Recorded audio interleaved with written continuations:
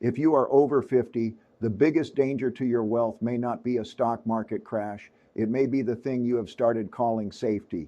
I have watched people spend 30 years building savings, then lose the real value of those savings in a few quiet years. They did not lose it with reckless bets. They lost it by hiding in assets that looked calm while their buying power was being drained away.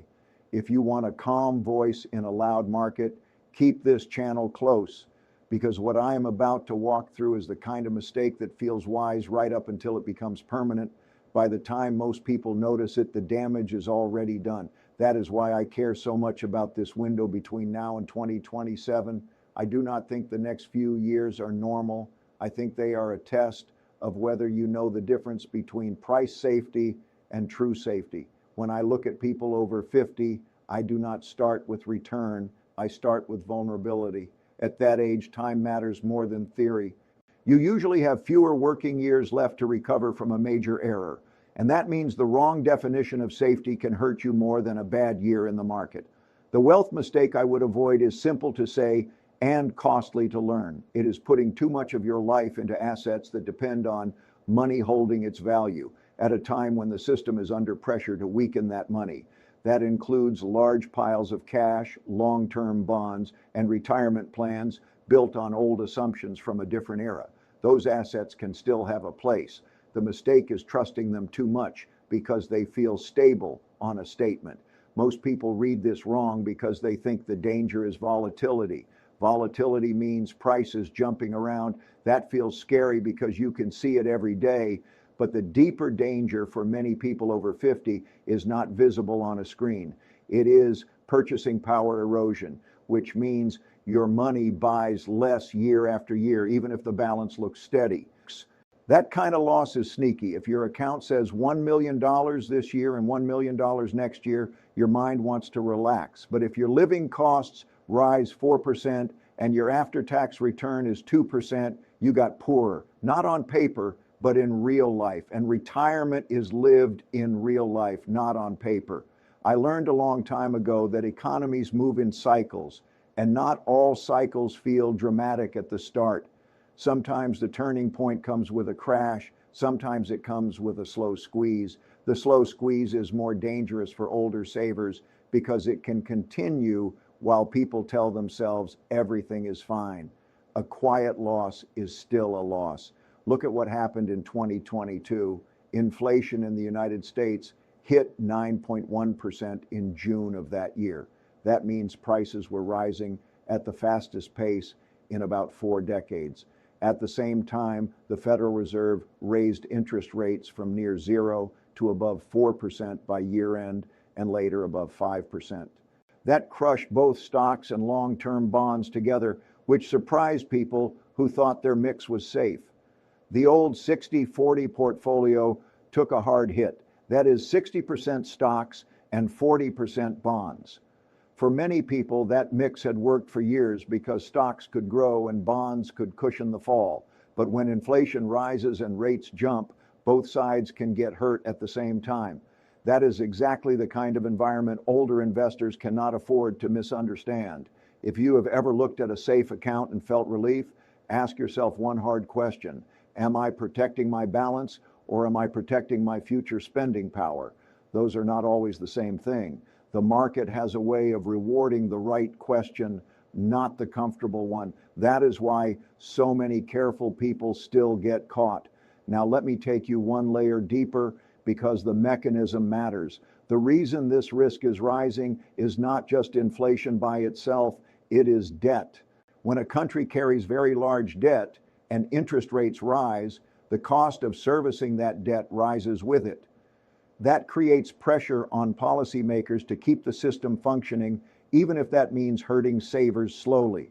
The United States now carries federal debt measured in the tens of trillions of dollars. By the mid-2020s, it had moved above $34 trillion and then kept rising. When debt gets that large, even small changes in interest rates matter.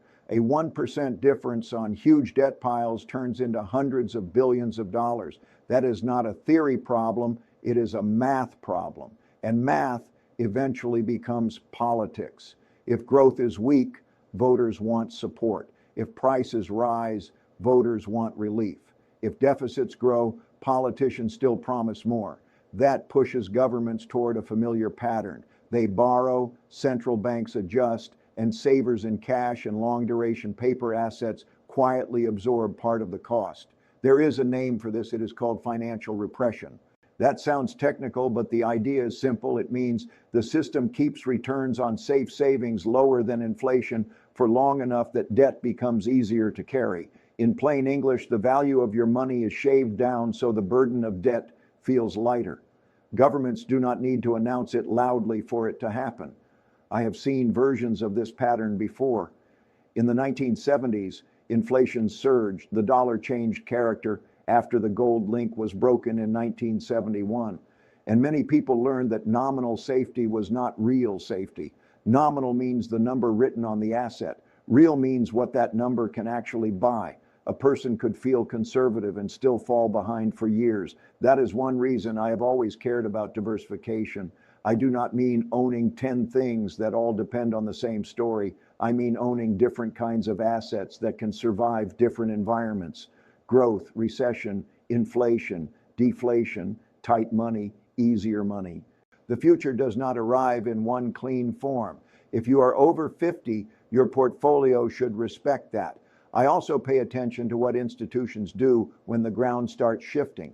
Central banks around the world bought more than 1,000 tons of gold in 2022. They stayed heavy buyers in 2023 as well. That matters because central banks are not momentum traders. When they buy hard assets while debt and geopolitical tension rise, I notice. And the reason I notice is not because gold is magic, it is because behavior reveals belief. When official institutions diversify away from pure paper promises, they are signaling something about trust, reserves, and long-term risk. I do not copy every move institutions make, but I always study what problem they are trying to solve. Right now, many of them are trying to solve the same problem I am talking about. If this line of thinking is changing how you see your own savings, stay with me all the way through. The most useful part is not the warning. It is how I would think about positioning before the crowd feels the pressure. The crowd usually reacts to headlines. I prefer to react to the structure under the headlines. Let me make this personal in the most ordinary way. I imagine a person who is 58, has worked for 3 decades, has some retirement money, some home equity, and a deep need for peace. That person may tell himself that after a lifetime of effort, the most responsible thing is to move heavily into cash, certificates, and long-term bonds. I understand that instinct. The problem is that peace of mind bought from the wrong assets can turn into a slow cut. Suppose that person gets 4% on savings for a while. That sounds respectable after years of near zero rates. But if inflation runs at 3.5 or 4% and taxes take a piece of the interest, the real gain may be close to zero or negative. Now add healthcare, insurance, food, property taxes, and home repairs, which often rise faster than official inflation. That is how a careful saver can lose ground while believing he is standing still. Over 50, what ruins plans is often not one spectacular mistake. It is sequence risk.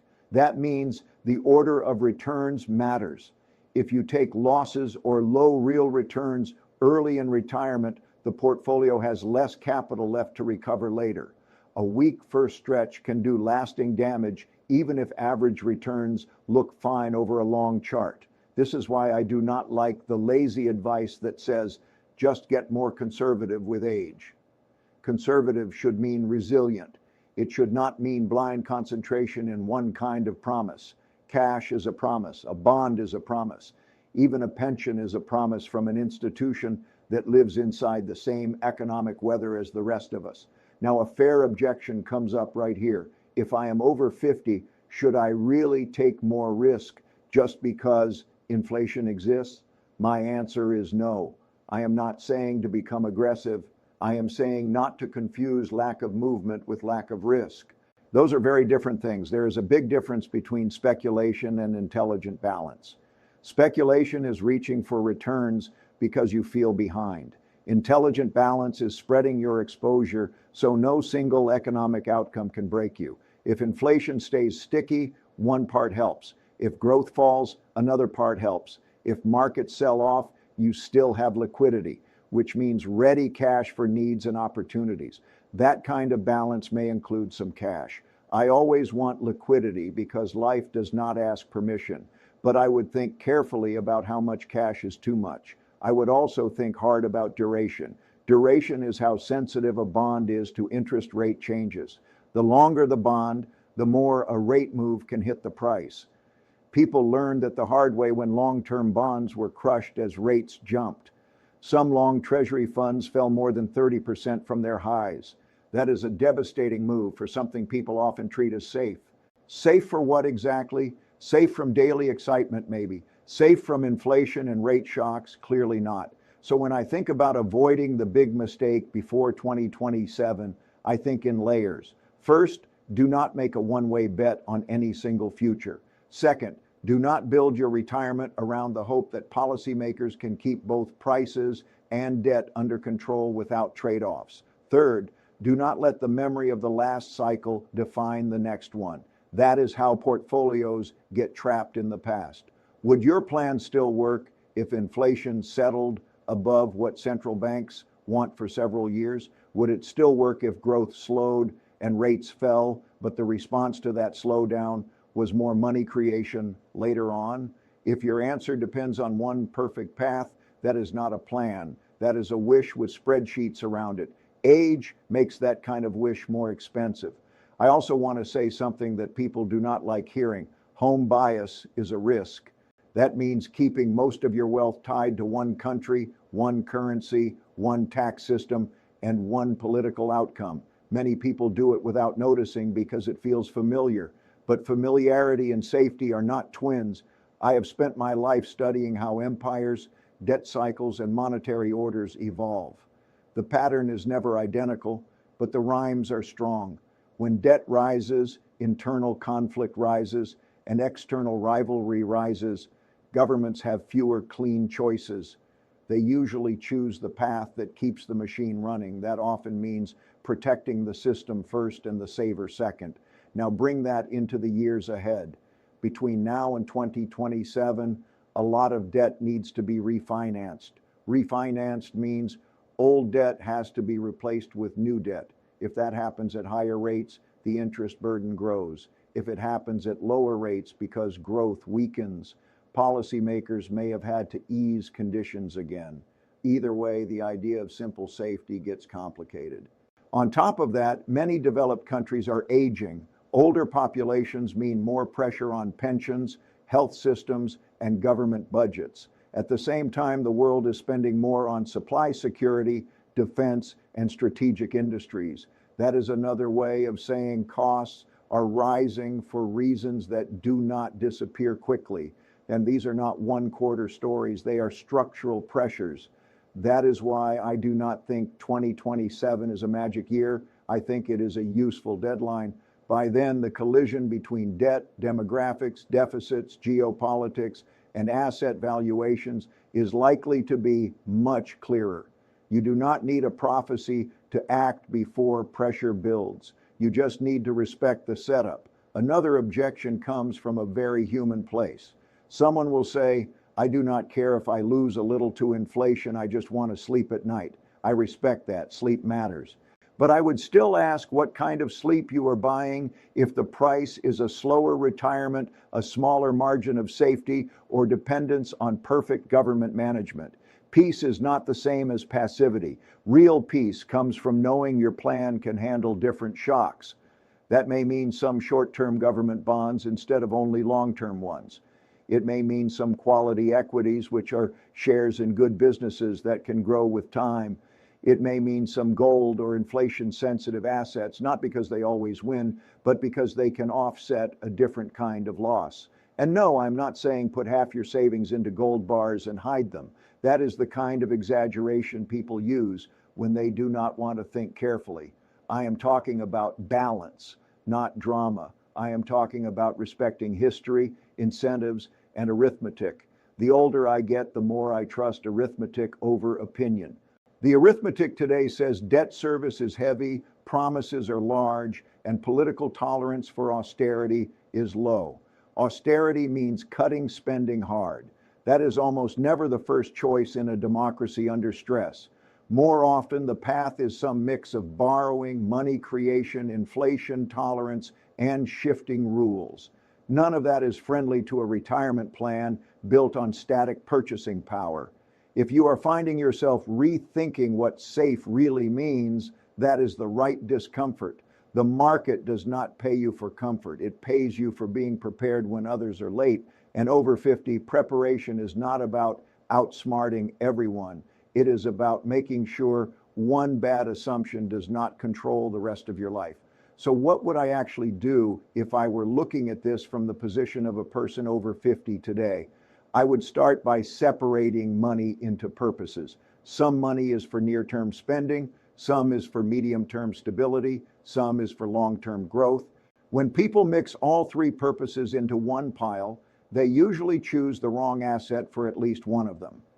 For near-term spending, I would want liquidity and low volatility. That probably means cash and short-duration instruments, not because they are perfect, but because they are useful. For medium-term stability, I would want assets that are less exposed to one inflation or rate outcome. For long-term growth, I would still want ownership in productive businesses because over time, businesses can adjust better than fixed promises can. I would also reduce hidden leverage. Leverage means using debt or fragile structures that amplify outcomes. Many older investors think they are conservative while owning houses with big carrying costs, private bets they do not fully understand, or stock positions so large that one drawdown changes their whole future. Concentration can feel strong when it works. It feels very different when life interrupts the story. I would pay attention to taxes too. Taxes are one of the quietest destroyers of retirement returns. A 5% yield can feel solid until taxes and inflation take most of it away. That is why after tax, after inflation return is the number that matters.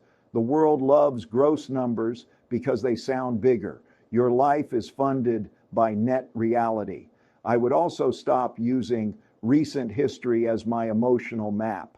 From the early 1980s until the 2020s, falling rates created a powerful tailwind for both financial assets and the classic retirement model. That was a wonderful period in many ways. But it trained people to expect yesterday's medicine to work forever. Markets are not kind to that kind of memory. Sometimes I hear people say that if trouble comes, central banks will simply cut rates and save the day again. Maybe they may try, but even if they do, ask what kind of rescue it is. If support comes through easier money while inflation is not fully dead, the rescue for markets may still be a problem for savers. One hand gives, the other hand takes. That is one reason I like to think in scenarios instead of predictions. In one scenario, inflation cools, growth slows but does not break, and balanced portfolios do reasonably well. In another, growth weakens sharply, markets stumble, and policymakers ease again. In a third, inflation stays more stubborn than expected because labor, energy, and geopolitics keep pressure on costs. I do not need to know which one wins to know I should not bet everything on only one. And yes, there is still a place for stocks after 50, but I would care more about the type of stocks than the excitement around them. I would rather own businesses with strong balance sheets, durable demand, and pricing power. Pricing power means they can raise prices without losing all their customers. That matters in a world where money itself may be less stable than people hope. I would be careful with stories that promise easy upside too. Late cycle markets often create the same emotional trap in reverse. Some people hide in false safety. Others swing into hot themes because they realize too late that cash is leaking value. Both moves can be driven by fear. I have learned to distrust decisions made in a hurry for emotional relief. Have you built your portfolio to survive the next few years, Or have you built it to match the story that made you comfortable in the last few years? That question matters more than any forecast I could give you. A lot of smart people lose money because they ask what will happen. I prefer to ask what can happen and how exposed I am to each version. That one shift in thinking changes everything. There is another reason this topic matters for people over 50, and it has nothing to do with charts. Money at that stage of life is not only money, it is freedom. It is the ability to say no to bad work, help family without panic, absorb a health shock, or age with dignity. When people talk about returns, I hear percentages. When I think about wealth after 50, I think about options. That is why I am so cautious about retirement plans that depend on stable paper value alone. Paper value can comfort you right up to the moment life becomes more expensive than your plan expected. And life usually does become more expensive, not all at once, just enough year after year to make the old math fail quietly. So if I had to boil this all the way down, I would say it like this. The mistake to avoid before 2027 is not taking too much visible risk. It is taking too much invisible risk by trusting nominal safety in a world of heavy debt, changing money, and rising structural pressure. That mistake does not look reckless. It looks responsible until the real bills arrive. I would rather feel a little thoughtful discomfort now than forced regret later. I would rather own a balanced set of exposures than a polished illusion. I would rather prepare for a range of outcomes than pray for one. That is how I have survived markets, policy shifts, and human nature for decades. The future does not reward the person who felt safest. It rewards the person who understood what safety really was.